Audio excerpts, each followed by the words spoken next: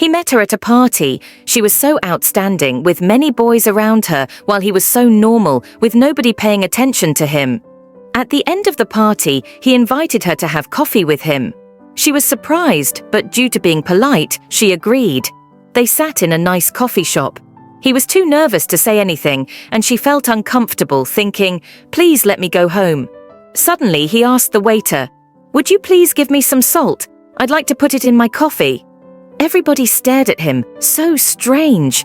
His face turned red, but still he put the salt in his coffee and drank it. She asked him curiously, "Why do you have this hobby?"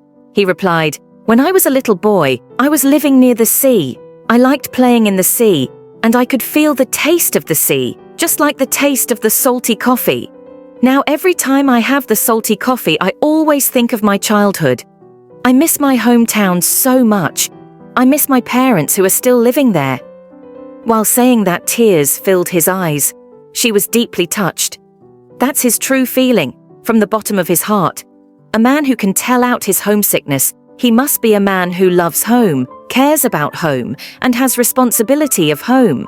Then she also started to speak about her faraway hometown, her childhood, her family. That was a really nice talk, also a beautiful beginning of their story. They continued to date. She found that actually he was a man who meets all her demands. He was kind-hearted, warm and careful. He was such a good person, but she almost missed him. Thanks to the salty coffee, then the story was just like every beautiful love story. The princess married the prince, then they were living a happy life. And every time she made coffee for him, she put some salt in the coffee.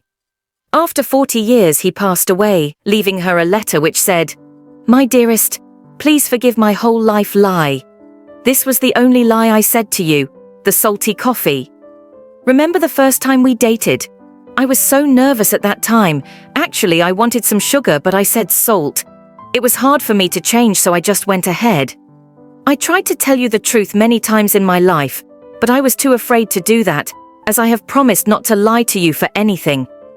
Now I'm dying. I'm afraid of nothing, so I tell you the truth.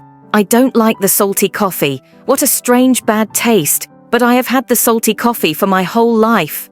Since I knew you, I never feel sorry for anything I do for you. Having you with me is my biggest happiness for my whole life. If I can live for a second time, I still want to know you and have you for my whole life, even though I have to drink the salty coffee again." Her tears made the letter totally wet. Someday, someone asked her, "What's the taste of salty coffee?" "It's sweet," she replied.